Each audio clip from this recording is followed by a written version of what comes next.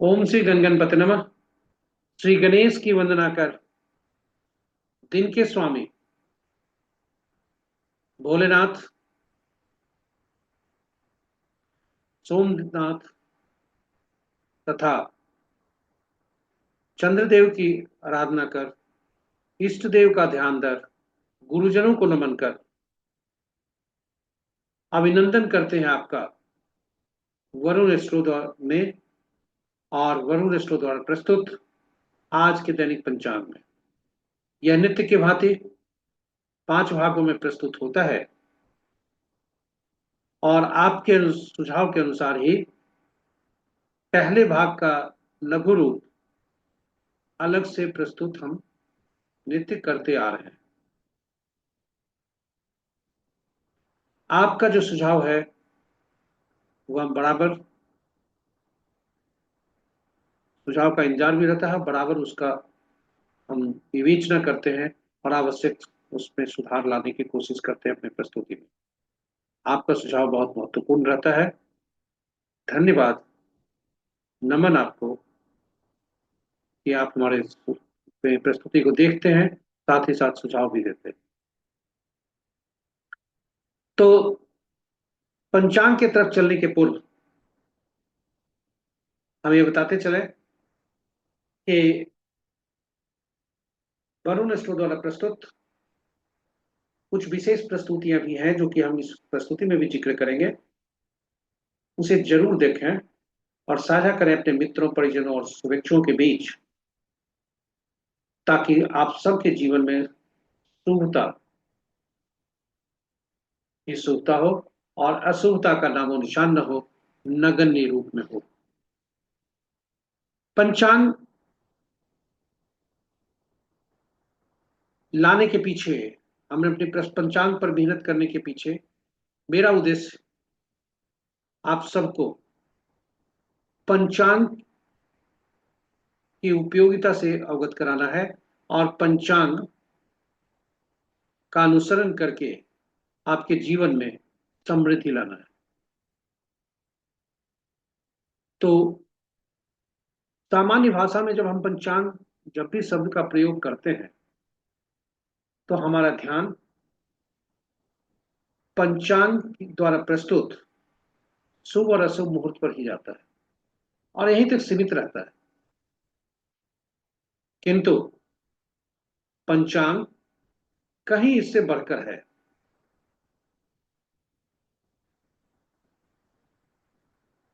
यह केवल शुभ और अशुभ मुहूर्त जानने का माध्यम नहीं है, यह हमारे निर्णय क्षमता को मजबूत करता है, सुदृढ़ करता है।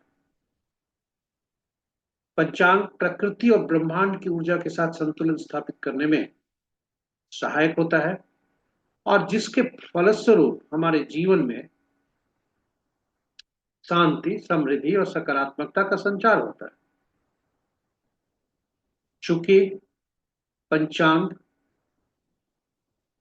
केवल शुभ और अशुभ मुहूर्त मात्र जानने का माध्यम नहीं है, यह हमारे निर्णय क्षमता को सुदृढ़ करता है, प्रकृति और ब्रह्मांड की ऊर्जा के साथ संतुलन स्थापित करने में सहायक होता है और इसके फलस्वरूप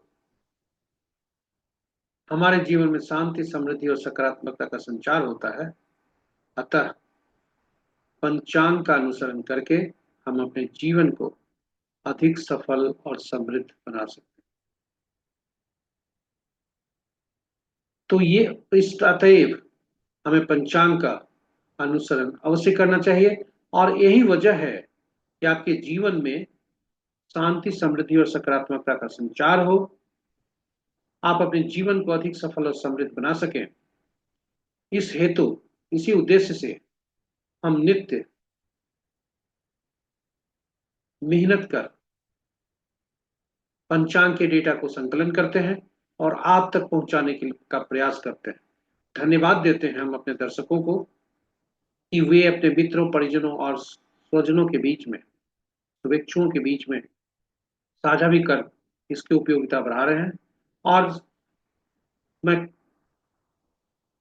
तहे दिल से शुक्रिया अदा करना चाहता हूं यूट्यूब को, जिनके माध्यम से हम आप तक पहुंच पा रहे हैं और यह प्रस्तुति सफलतापूर्वक हम आप तक पहुंचाने में कामयाब हो रहे हैं। तो चलते हैं अब। आपका भविष्य में भी इसी तरह से हमारे हमें सपोर्ट मिलेगा, आपका फीडबैक भी मिलता है, जिसके चल कारण हम अपने प्रस्तुति में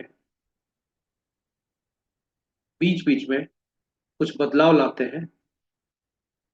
ठहराव से जो पंचांग हो जाता है, प्रस्तुति हो जाती है, तो उसमें कुछ नयापन लाने की कोशिश करते हैं। कुछ त्रुटियां जो रह जाती है उसका निराकरण कर प्रस्तुति को उपयोगी और बेहतर बनाने का प्रयास आपका फीडबैक ही कराता है। जरूर फीडबैक दें। चलते हैं अब आज के पंचांग में, और पंचांग के पहले भाग में। आज का तिथि 19 मई 2025, दिन माह ज्येष्ठ, पक्ष कृष्ण, शाका संवत 1947 विश्वसु,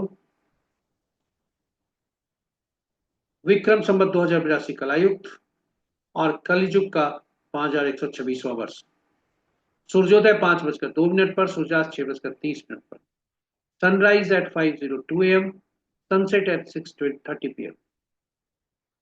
दिशाशूल पूर्व है, फिर भी यदि बाध्यता हुई इस दिशा में यात्रा करने को, तो आईना देखकर अथवा दूध का सेवन कर अपनी यात्रा में शुभता ला सकते हैं।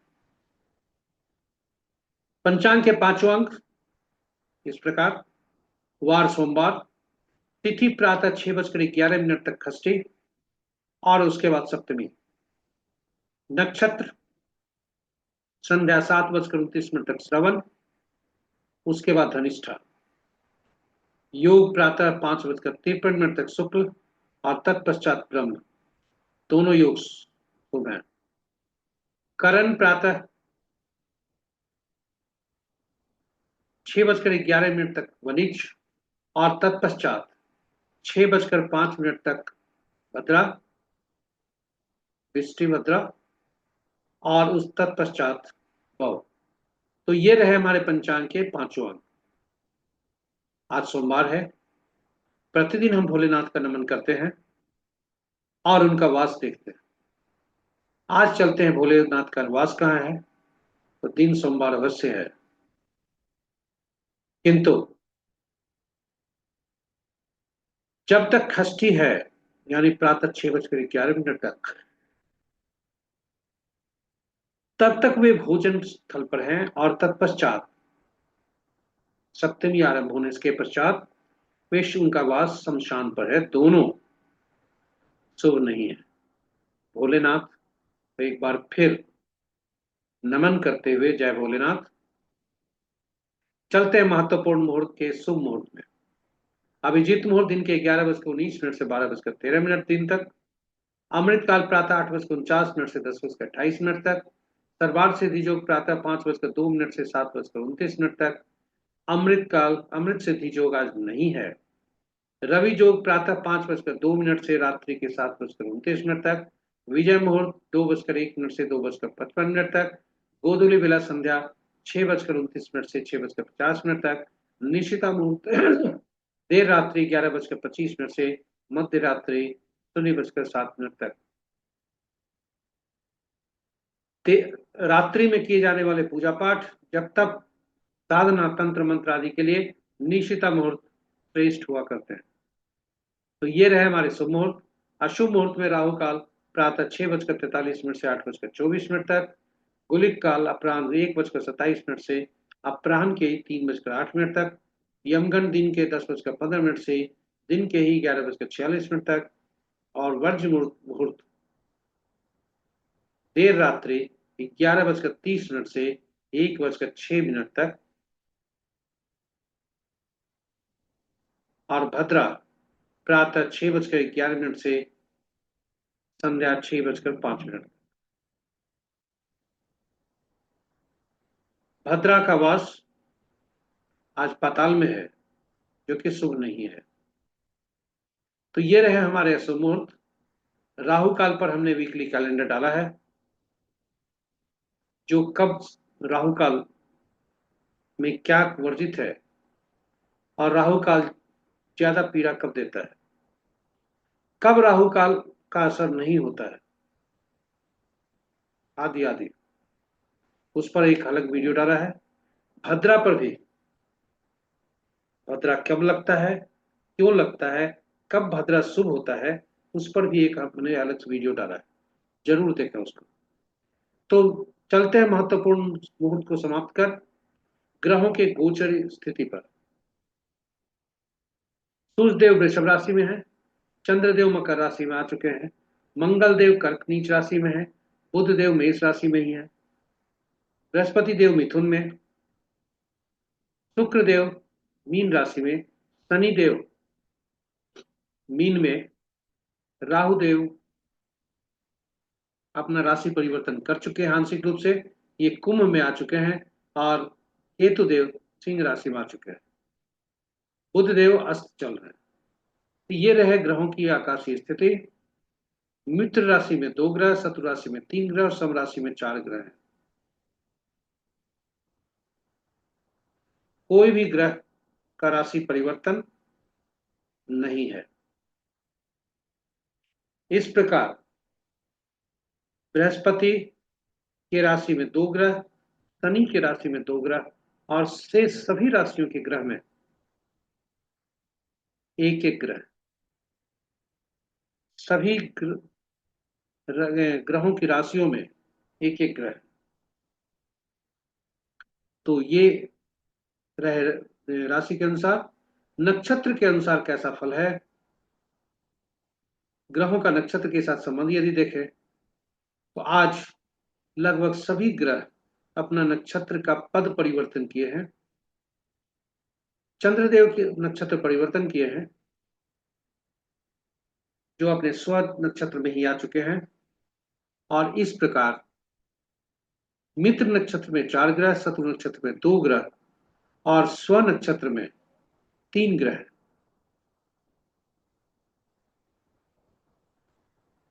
केतु और राहु स्वतंत्र ग्रह हैं, क्योंकि इनके नक्षत्र में कोई ग्रह नहीं है।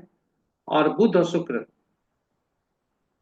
आपस में नक्षत्र परिवर्तन किए हैं, क्योंकि बुध भरणी नक्षत्र में है, जो कि शुक्र की राशि, शुक्र का नक्षत्र है, और शुक्र रेवती नक्षत्र में है, जो बुध का नक्षत्र है। तो ये रहे ग्रहों के नक्षत्रों के साथ संबंध। शक्ति अनुसार देखें तो सूर्य देव के नक्षत्र में 2 ग्रह, बुध देव के नक्षत्र में 2 ग्रह, और शेष केतु राहु को छोड़कर शेष ग्रहों के नक्षत्र में एक एक ग्रह है। तो ये रहे हमारे पंचांग के पहले भाग की प्रस्तुति। दूसरे भाग में हम आपको ले चलते हैं, जो दूसरे भाग में जाने के पूर्व हम जो ग्रहों की गोचरीय स्थिति है वह इस मई माह का देखते हैं। तो बुध देव अस्त चल रही है, 8 जून तक चलेंगे, और बुध देव का राशि परिवर्तन 23 मई को होगा, यानी 17 मई से 8 जून तक ये अस्त भी है, और 23 मई को राशि परिवर्तन भी करेंगे। इस प्रकार बुध देव अस्त की अवस्था में ही राशि परिवर्तन करेंगे। राहु देव 29 और केतु देव 29/5 को सही मायने में रात्रि के 11:03 पर राशि परिवर्तन करेंगे, किंतु अभी आंशिक रूप से कर चुके हैं। शुक्रदेव 31/5 को करेंगे। तो ये रहे ग्रहों के आकाशीय स्थिति, गोचरीय स्थिति। कोई भी ग्रह मई मास में वक्री नहीं हो रहे हैं। तो ये रहे हमारे ग्रहों की आकाशीय स्थिति। हम आपको ले चलते हैं दूसरे भाग में, जो जन्म पत्रिका में चंद्रमा जिस नक्षत्र में होते हैं उनके नक्षत्र समूह के स्वामी के अनुसार हम फल देखते हैं और फलित करते हैं। इसे तारा बल भी कहा जाता है, जो 9 तारा चक्र का ही दूसरा रूप है। 9 तारा चक्र में चंद्रमा जिस नक्षत्र में होते हैं जातक का, उसके अनुसार हम फल देखते हैं। तो यह बहुत ही अद्भुत और उपयोगी तथा सटीक परिणाम देने वाला है, यह विधि, जिसे नव तारा चक्र कहते हैं। नव तारा चक्र में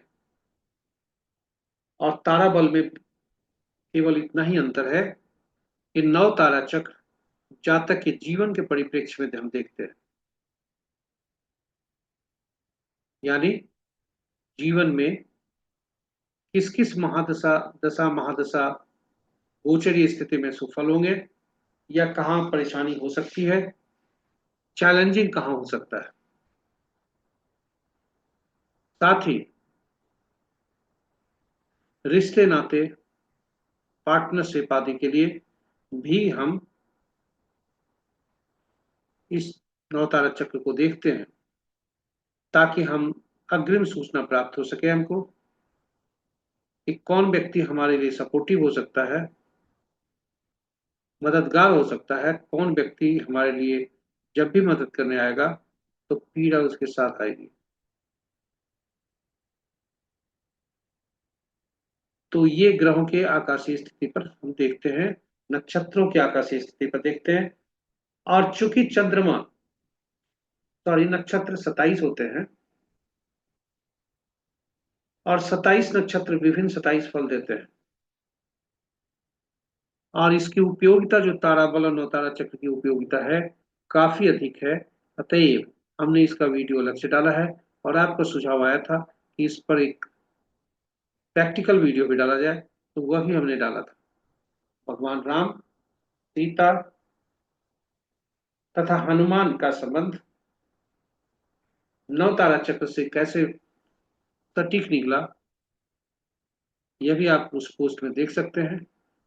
और यही वजह है कि हम हमेशा कहते हैं नवतारा चक्र बहुत ही उपयोगी पद्धति है।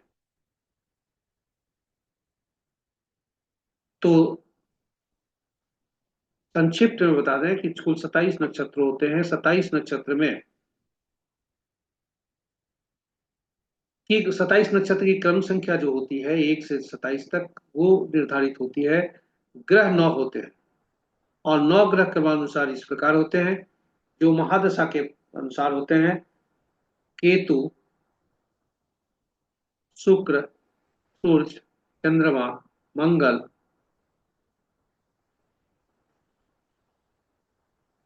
राहु, बृहस्पति और शनि तथा बुध। ग्रहों के मन नक्षत्र होते हैं, यानी नक्षत्र ही फल देते हैं। और यही वजह है कि इनकी चाल पर बड़े बड़े वीडियो भी आए हैं, और चाल हमारे लिए उपयोगी हो सकता है, हमारे लिए चैलेंजिंग हो सकता है, यह जानना जरूरी है। तो फलित करते समय, हाँ, तब ये ग्रह नक्षत्र के अनुसार फल देते हैं, और इसलिए ग्रहों को का स्वामित्व, नक्षत्रों का स्वामित्व ग्रहों को देने हेतु जो विधि अपनाई गई वो इस प्रकार है कि पहले श्रेणी में 1 से 9 नक्षत्र तक रखा गया, और दूसरा श्रेणी में 10वां से 18वां तक, और तीसरा में 19वां से 27वां नक्षत्र को रखा गया। और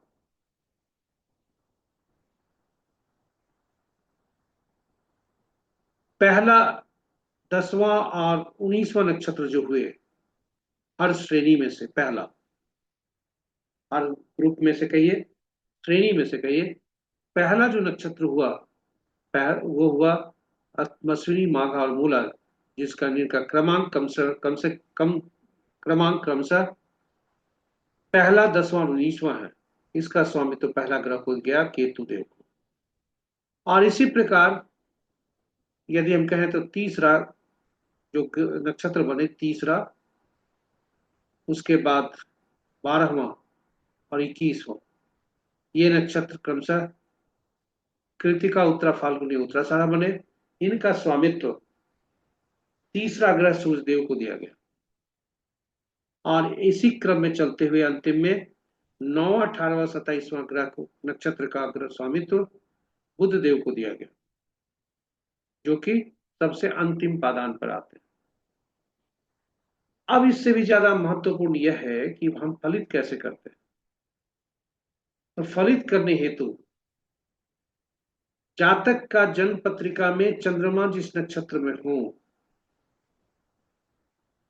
चाहे नक्षत्र देख लीजिए या नक्षत्र समूह को लेकर चलिए, बात बराबर है। तो नक्षत्र समूह को ही अगर लेकर चले तो वो उसके स्वामी जो बने, उसके स्वामी शुभ फल दिए, मिश्रित भी दें, मिश्रित देंगे, शुभ और अशुभ का मिश्रण दोनों रहेगा।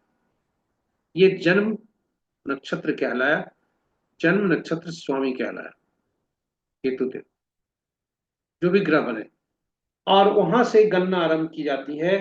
पहला जो तीसरा, पांचवा, सातवां जो ग्रह होते हैं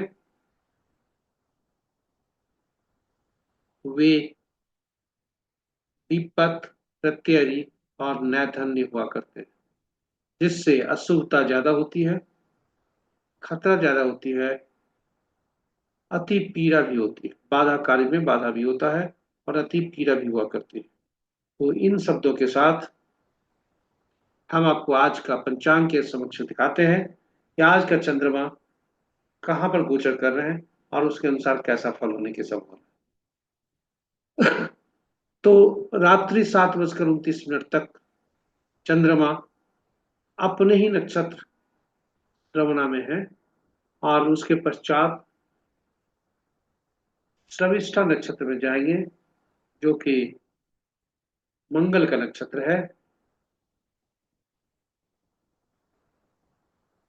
दोनों उपयोगी हैं नक्षत्रों के अनुसार फल देखने के लिए। और इसको देखने का क्रम यह होगा कि मान लीजिए मेरा जन्म मृगशिरा चित्रा या श्रविष्ठा नक्षत्र में हुआ है, तो हम यहां से सीधे कॉलम में बढ़ेंगे, जहां पर रोहिणी हस्ता श्रवणा का के सामने का जो कॉलम बना और रो का कॉलम बना हमारे मृगशिर चित्रा और श्रविष्ठा का, इनकी जो क्रॉस होती है वहां पर रुकते हैं और अति मित्र होते हैं दोनों। तो ये रहे इस तरह से फल देखने के लिए। 7:25-29 के बाद इसी जातक के लिए जन्म नक्षत्र प्रभावी हो जाएगा, यानी जो ग्रह मंगल के जो ग्रह हुए वे प्रभावी हो जाएंगे। तो ये हुई है छोटी सी बात, और यह बहुत ही उपयोगी है, देखना आसान है। केवल इस सूची को साथ रखें और अपने आप को सावधान रखें।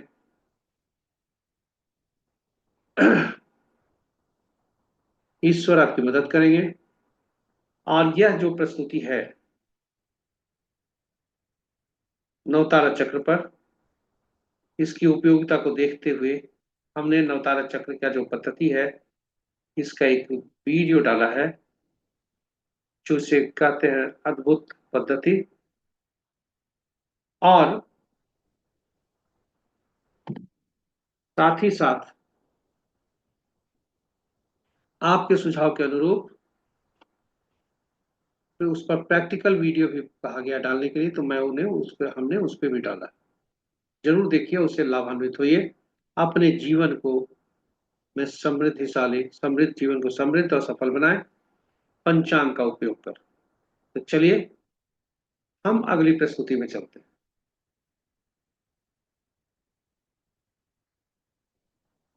अभी तक हमने देखा जन्म पत्रिका में चंद्रमा जिस नक्षत्र में होते हैं उसके अनुसार फल। चंद्रमा जो राशि में होते हैं उसके अनुसार जो फल होता है उसे चंद्र बलम कहते हैं। आज चंद्रमा का राशि परिवर्तन नहीं है और वे मकर राशि में शनि की राशि में भ्रमण कर रहे हैं। अतएव मेष राशि, कर्क, सिंह, मकर तथा मीन राशि वाले के लिए दिन शुभ होने के संदेह हैं, तो ये संकेत है। पुनः बताते हैं, मेष राशि, कर्क, वृश्चिक, मकर तथा मीन राशि वाले के लिए दिन की शुभता के संकेत हैं।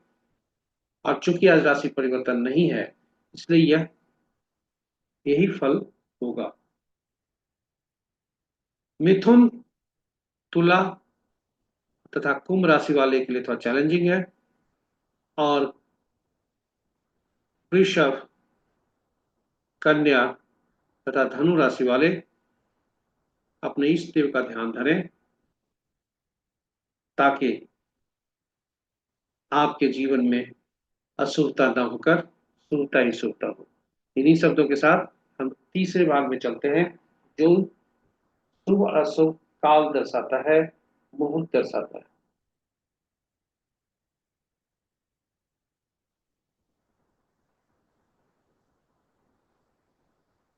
स्वागत है आपका चौघड़िया ज्योतिष में। यह शुभ और अशुभ काल दर्शाता है।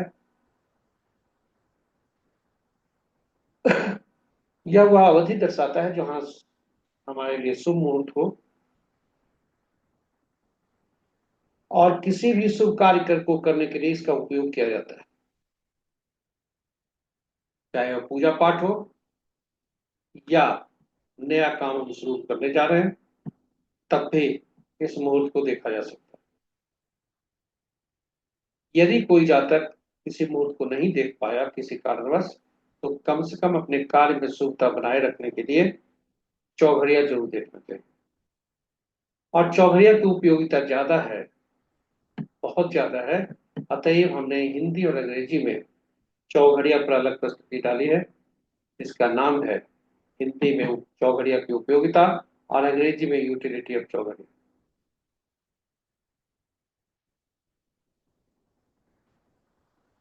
तो चौघड़िया पर यह छोटी सी प्रस्तुति हम आपको बताते चलते हैं। संक्षेप में हम बताएं कि कुल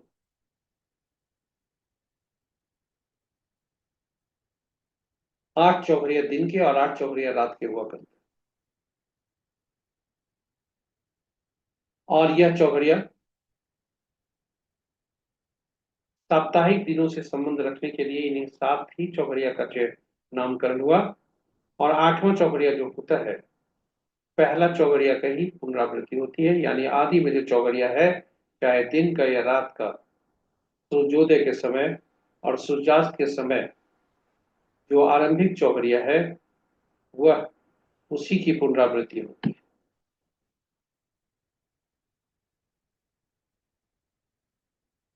चूंकि सातों चौघड़िया का संबंध 7 साप्ताहिक दिनों से है, और 7 दिनों का संबंध विभिन्न ग्रहों से है, क्योंकि हर ग्रह के हर दिन के शासक ग्रह होते हैं। इसलिए हर ग्रह का कोई न कोई अच्छा दिन होता है विशेष, या कहिए उस दिन के वो शासक ग्रह होते हैं। और हर ग्रह को विशेष कार्य करने के लिए अधिकृत किया गया है। अतएव वे हर ग्रह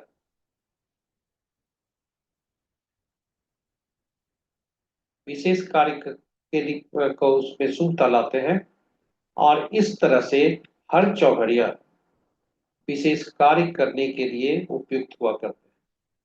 चौघड़िया का जब उपयोग करते हैं, तो उस समय हम जरूर देखते हैं कि दिन का चौघड़िया अक्सर राहु काल, वार वेला या काल वेला से ग्रसित हो सकता है, और रात का चौघड़िया काल रात्रि से ग्रसित हो सकता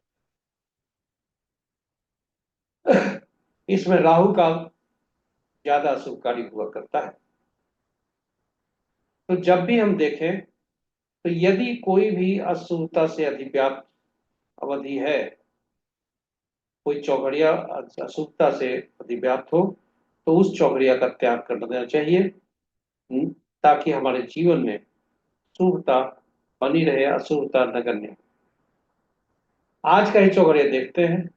आज चूंकि दिन सोमवार है, चंद्रमा से संबंध है, इसलिए अमृत चौघड़िया जो सभी कार्यों के लिए उपयुक्त है, उस चौघड़िया से दिन आरंभ होता है और दिन की समाप्ति भी होती है। किंतु आज का चौघड़िया जो है, काल चौघड़िया तथा लाभ चौघड़िया, जो क्रमशः 6:43 से 8:24 तक है, तथा संध्या अपराह्न 3:08 से 4:49 तक है, वे राहु काल और वार विघ्न से ग्रसित है। वही रात्रि का चौघड़िया 10:27 से 11:46 तक काल रात्रि से ग्रसित है। इन चौघड़िया का परित्याग कर तेईस चौघड़िया को उपयोग हम कर सकते हैं। तो ये रहे हमारे पंचांग के, दैनिक पंचांग के चौथे भाग की प्रस्तुति। हम आपको पांचवें भाग में ले चलते हैं, जो अंक ज्योतिष के अनुसार कैसा दिन रहने की संभावना है। अंक ज्योतिष में हम अपने पिछले सभी प्रस्तुतियों में यह बता चुके हैं कि अंक ज्योतिष एक अलग पर काम करता है, जो 1 से 9 तक होता है। शून्य को गणना में नहीं लेते हैं, क्योंकि शून्य अनंत दिखाता है, उसका प्रतिनिधित्व अनंत होता है। और जो जन्म विवरण है उसमें जन्म तिथि, माह और वर्ष, इसकी उपयोगिता अंक ज्योतिष में अधिक हुआ करती है। उसके बाद इसे बेस अंक कहा जाता है। और तत्पश्चात यही अंक जो है, जन्म, जो हमारा जन्म तिथि, माह वर्ष है, ये ईश्वर से हमारे प्रदत्त, हमें प्रदत्त हुए। साथ ही जब हम नाम, अगर नाम अपना नामकरण में हमारा होता है, या आगे चलकर हम मोबाइल लेते हैं, वाहन होता है, आदि आदि सभी का अंकीय वैल्यू, जो अंक का जो उनका मूल्य है, उससे परिवर्तित कर हम इससे जो जन्म तिथि से जो अंक प्राप्त हुए हैं, उससे हम तालमेल देखते हैं, सामंजस्य देखते हैं। और यदि अशुभता की स्थिति है तो नाम, मोबाइल नंबर में हम उसको करेक्शन कराते हैं, उसे ठीक कराने का प्रयास करते हैं सुझाव देकर। तो आज देर न करते हुए, आज की तिथि 19 है और माह पांचवा का 2025वां साल, सभी को यदि जोड़ दिया जाए तो 19/5/2025 का योग, 19 का योग 1 होता है, जो मूलांक बनता है, ड्राइवर जिसे कहते हैं। और 19/5/2025 का योग 6 होता है, जिसे हम भाग्यांक कहते हैं, कंडक्टर कहते हैं। तो दैनिक जीवन में भी जो ड्राइवर और कंडक्टर का जो कंपेटेबिलिटी होना आवश्यक है, ताकि जीवन की का बस सुचारू रूप से चल सके। अब चलते हैं हम एक देश से, जो 9 तक जो अंक हैं, प्राइम नंबर मूलांक जिसे ड्राइवर कहते हैं, उसका आज के कंडक्टर के साथ कैसा संबंध है, जो हमारे आज दिवस कैसा होगा, यह निर्धारित करता है। तो जिस जातक का जन्म 1/10/1928 को हुआ है, एक मूलांक है इनका, सूर्य देव इनके स्वामी हैं। दिन उत्तम होने की संभावना है, 1 और 6 आपस में मित्र होते हैं। 3.5 स्टार मिल रहे हैं। 80 से 90% सफलता का दर है। और सक्सेस जो होने की संभावना है आज, मध्य सक्सेस, मीडियम सक्सेस हो सकता है। 2/11/2029 को जन्मे जातक जिनका मूलांक 2 बनता है, चंद्रमा जिनके स्वामी बनते हैं, दिन उत्तम सामान्य होने की संभावना है, क्योंकि 2 और 6 का संबंध आपस में तटस्थता का है। 2.5 स्टार मिल रहे हैं। 40% सफलता का दर है, होने की संभावना है। मीडिया से यदि जातक जुड़े हों तो दिन उत्तम होने की संभावना हो सकती है। जो शुभता है दिन का, वो कुछ बढ़ सकता है। 3 मूलांक वाले, 3/12/2130 इनका जन्म है, बृहस्पति देव इनके स्वामी है। 3 मूलांक बनता है। 3 और 6 का संबंध, या 6 या 3 का संबंध आपस में शत्रुता का है। अतएव सावधान रहने की जरूरत है, खास करके गाड़ी चलाने, वाहन आदि चलाते वक्त। 4/13/22/31 को अगर किसी माह का जन्म है, 4 मूलांक होता है, राहुदेव जी के स्वामी होते हैं। 4 और 6 का संबंध मित्रता का होता है, 3 स्टार मिल रहे हैं। 90% सफलता का दर होने की संभावना है। और जो शो ऑफ है, एक्टिंग, मीडिया आदि का कार्य, इनके लिए बहुत शुभ होने की संभावना है। सक्सेस रेट बढ़ाने की संभावना है। 1 से 9 तक का मध्यम अंक 5। 5 मूलांकन बनता है ऐसे जातक का जिनका जन्म किसी भी माह का 5, 14, 23 तारीख को जन्म हुआ। बुध देव जिनके स्वामी बनते हैं, तीन उत्तम होने की संभावना है। और 5 और 6 का संबंध उत्तम है। 3.5 स्टार मिल रहे हैं। 90 से 100% सफलता का उत्तर होने की संभावना है। और